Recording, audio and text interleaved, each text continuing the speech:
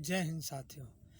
भ्रष्टाचार मुक्त भारत अभियान में आप सभी का स्वागत है। मैं संजय सिंह चौहान, राजपूत भारतीय, पूर्व लोकसभा प्रत्याशी, लोकसभा क्षेत्र 72 बलिया, राजनेत्री श्रीमती सीमा चौहान राजपूत भारतीय और भावी प्रत्याशी 377 विधानसभा क्षेत्र जहुराबाद गाजीपुर उत्तर प्रदेश, राजनेता श्री नरेंद्र सिंह चौहान राजपूत भारतीय जी की कलम से उनकी आवाज़ें उनके मुद्दे। दोस्तों, जैसा कि आपने टाइटल देख लिया है, आज हम अलग अलग 2-3 मुद्दे पर मैं बात करूंगा। सरकार की गलत नीतियाँ, सरकार जानबूझ करके गलत पॉलिसी कैसे ला रही है, और कुछ किसान बिल या किसान महिलाओं के ऊपर थोड़ा बहुत चर्चा करने की कोशिश करूंगा।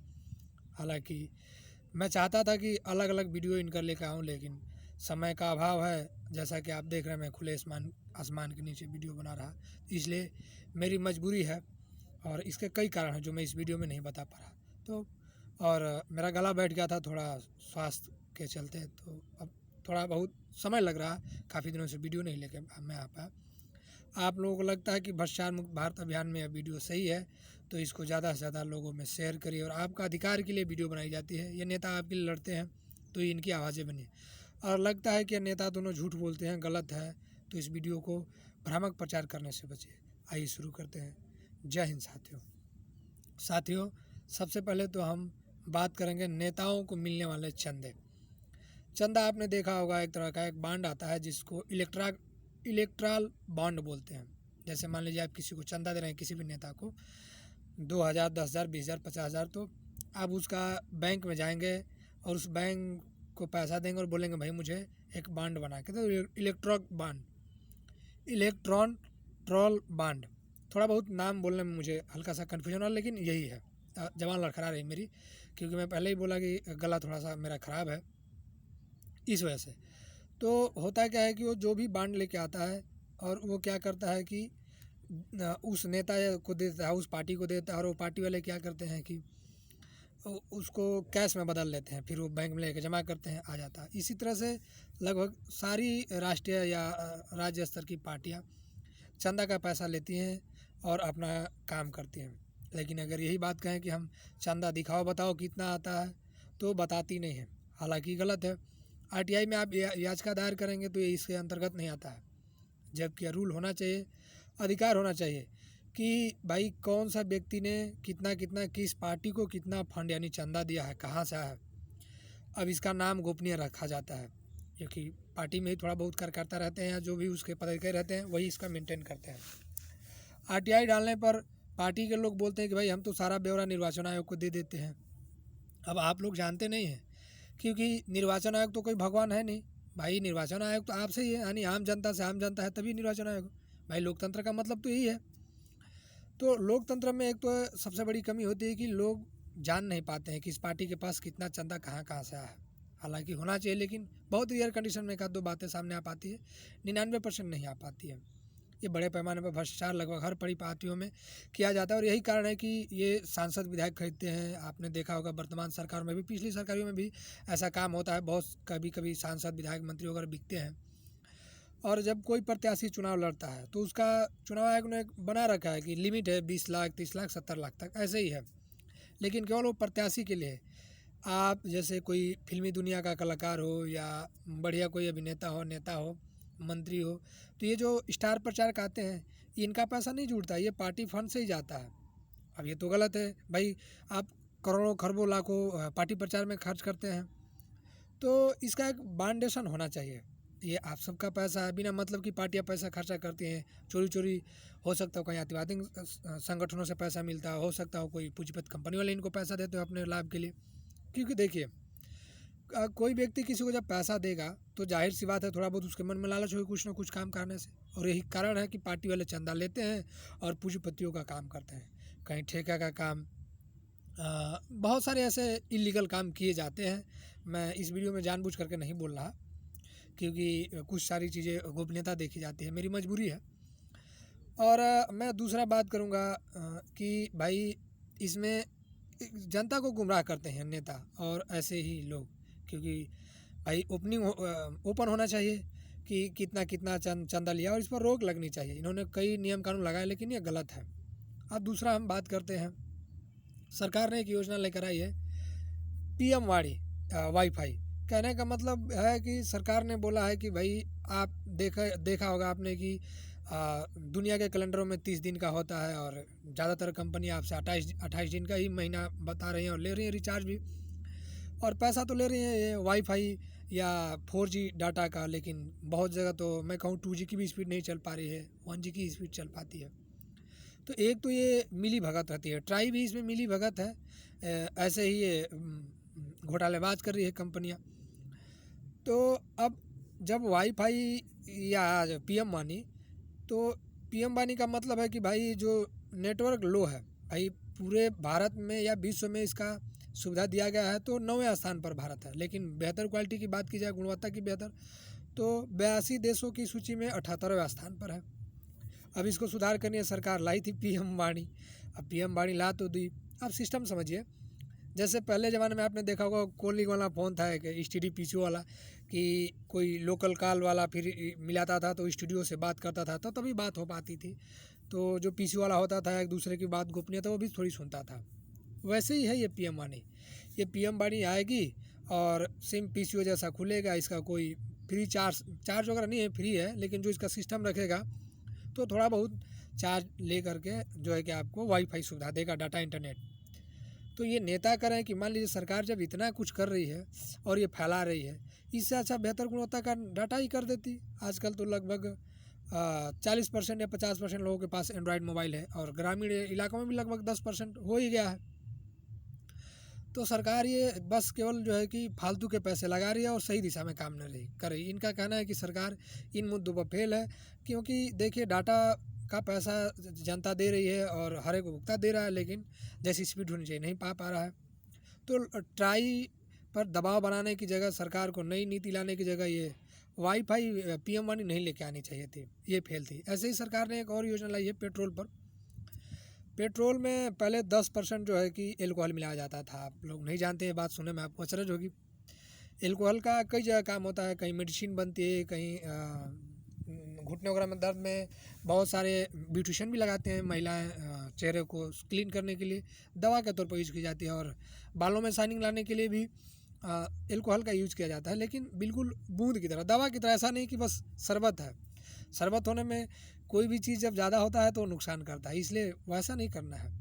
खैर वो तो अलग बात है, मैं मुद्दे पर ला रहा। अब सरकार की नई पॉलिसी है कि हम इसमें 20% पेट्रोल मिलाएंगे, सॉरी पेट्रोल में एल्कोहल मिलाएंगे, यानी शराब मिलाएंगे। तो अब देखिए इसको गोलोसिक या गोलोहिक ऐसा ही कुछ नाम बोलते हैं, पेट्रोलिक या पेट्रोलिक, मैं भूल गया, ध्यान से उतर गया मेरा नाम, क्या बोलते हैं। तो इसका माइलेज कम हो जाता है जब इस एल्कोहल की मात्रा बनेगी, तो इसलिए बनाया जा रहा है कि आयात में जो हम विदेशों से पेट्रोल खरीदते हैं तो इसमें कम होगा, पेट्रोल कम करने के लिए, कि ताकि हम खरीदारी कम करें और जो पैसा बचेगा उसका 20% या 10% तो हम कहीं विकास के कार्यों में लगाएंगे। जैसा कि आप भी देख रहे हैं और पूरा विश्व ही आजकल जो है कि सौर ऊर्जा पर ध्यान दे रहा है। सौर ऊर्जा से कुछ सारी ट्रेनें, स्टेशनों पर लाइटें वगैरह, घरों में भी चल रहा है, बहुत सारे ट्यूबवेल वगैरह भी चल रहे हैं। तो मैं कहूँ जैसे अभी किसी ज़माने में मोबाइल वगैरह नहीं था, अभी मोबाइल देख रहे हैं चल रहा है, टीवी वगैरह बहुत ना के बराबर थी लेकिन अब चल रहा है। तो अब आज का जो आने वाला भविष्य है, भविष्य भी उस पर निर्भर है, किस पर, सौर ऊर्जा पर। तो आपने देखा होगा CNG से गाड़ियाँ चल रही थी, जैसे ये पोल्यूशन वगैरह कम करने के लिए, तो भाई पोल्यूशन भी एक तरह से कम हो जाएगा। और यूँ कहे कि जब सौर ऊर्जा अपनाएंगे तो पोल्यूशन तो पूरा ही कम हो जाएगा। तो आप ऐसा करिए ना कि पेट्रोल में जो 20% आप एल्कोहल मिलाने की पॉलिसी लेके आ रहे हैं, इसको बंद कर दीजिए, और इसी चीज़ को आप भाई इलेक्ट्रिक जनरेट करिए, इलेक्ट्रिक उत्पन्न करिए सौर ऊर्जा के थ्रू, और सौर ऊर्जा का ही चारों तरफ प्रचार प्रसार करिए, सौर से ही गाड़ियाँ चले, जैसे इलेक्ट्रिक व्हीकल वगैरह आए हैं। इसलिए तो सरकार यहाँ भी यह फेल है, वर्तमान सरकार चाहे किसी की भी हो, और जनता को केवल गुमराह कर रही है। तो अब एक तो आया है ऐसे आनन फान में सरकार ने लाई थी किसान बिल। खैर मैं आभारी हूँ, और ये नेता दोनों ही किसान पुत्र हैं और ज़मीनी से जुड़े हुए हैं, तो ये आज तक हार नहीं मान रहे हैं और अलग अलग जगहों पर किसानों के धरना में सम्मिलित हुए हैं, और उन्होंने मना कर रखा है अपनी वीडियो वगैरह वायरल करने के लिए या फोटो वगैरह के मैं इसमें डालता, लेकिन इनकी मना की वजह से मैं नहीं कर रहा ऐसा, क्योंकि ये लोग दिखावे में विश्वास नहीं करते, ये कर्मों पर मानते हैं। तो अब बात करूँगा मैं किसान की। बहुत न्यूज़ में ऐसा चर्चा रहता है कि किसान आत्महत्या कर रहा है, किसान ये कर रहा है, किसान वो कर रहा है, लेकिन महिला सशक्तिकरण को लोग पीछे छोड़ देते हैं। जबकि 80% महिलाएं होती हैं जो किसान के घरेलू काम करते हैं, खेतों में निराई गुड़ाई का काम, गन्ना छिलाई वगैरह या गेहूँ धान वगैरह की पिटाई वगैरह। आजकल तो मशीनें आ गई हैं, लेकिन 80% किसान पुरुष के साथ महिला भी खेती बाड़ी का काम करने के लिए उनका कहीं नाम नहीं होता है। अगर वो कहीं मरती है, उसका पति मर गया, तो ज़मीन जायदाद में भी उसका नाम करने में बहुत समस्या आती है। जैसे आपने देखा होगा कि हम मान लीजिए हम एक भाई और एक बहन है, तो मुझे तो पिताजी की पैतृक संपत्ति मिलती है, लेकिन हमारी बहन को नहीं मिल पाती है, क्योंकि बहुत कानून तो बना हुआ है लेकिन लोग देते नहीं हैं बेटियों को। जिसके कोई भाई नहीं है तभी मिल पाता है, हालांकि ये तो गलत है। तो सरकार कोई ऐसा ठोस कदम नहीं उठा रही है, और ये नेता चाहते हैं कि नहीं, जन्म से ही जिसके घर अगर बेटी या बेटा कोई भी दोनों पैदा हो गया तो वो पैतृक संपत्ति का मालिक, और ये आदेश कराना चाहते हैं कि नहीं, इनके कागजों में शुरू से ही नाम हो बेटा और बेटी का, ताकि आने वाले समय में बहुत सारी बहनों के पति शराबी वगैरह या मर जाते हैं तो अनेकों प्रकार की समस्या उठानी पड़ती है, तो इससे थोड़ी बहुत उनको राहत मिल सके। और बहुत सारी बहनें भी किसान की तंगी की वजह से खेती बाड़ी में काम करते पालन पोषण नहीं कर पाती है तो आत्महत्या करती है। तो इनको भी प्रोटेक्शन और सुरक्षा मिलनी चाहिए, क्योंकि कहीं मरता है तो किसान का पुरुष का ही नाम आता है कि भारत प्रधान पुरुष देश है, इस वजह से। इसीलिए मैं बोला था कि वीडियो में मोटा मोटी मैं कई बातें कई मुद्दों पर करूँगा, और आप सबसे निवेदन करूँगा कि किसान आंदोलन का जोरदार समर्थन करिए, क्योंकि देखिए किसान आप लोगों के लिए लड़ रहा है। इसका कारण है, मैं नीचे की वीडियो में 3 बातें बोली थी और ये चौथी बात बोल रहा है कि अब कोई भी चीज़ जब महंगी हो जाएगी तो किसान के पास तो खेत बाड़ी है, वो बेचारा खा लेगा, लेकिन बाकी लोग जो खरीद के खाने वाले हैं वो कैसे खाएंगे। अभी इतनी महंगाई में लोग मर रहे हैं, कोरोना महामारी की वजह से बहुत सारी चीज़ें चली गई हैं, तो ये सरकार फेल है। और यही नहीं, ऐसे बहुत सारे जो पिछली पार्टियां थी या आने वाली हैं जो चल रहे हैं ना, ये बिल्कुल फेल हैं। तो नरेंद्र जी और सीमा जी चाह रहे हैं कि इनके साथ आप लोग ज़्यादा से ज़्यादा जुड़िए, इनकी आवाज़ें बनिए और जगाइए, क्योंकि आप लोग के अधिकार के लिए लोग लड़ रहे हैं। जैसे इन्होंने 2-3 योजनाओं की नाम मुझे बताया था और मोटा मोटी जानकारी दी थी, वही जानकारी मैं इस वीडियो के माध्यम से आप लोगों को दे रहा था, ताकि आप लोग जानिए कि इलेक्ट्रिक बोर्ड और जो है कि पार्टी फंडिंग जो होता है तो इसका क्या लाभ और क्या हानि है।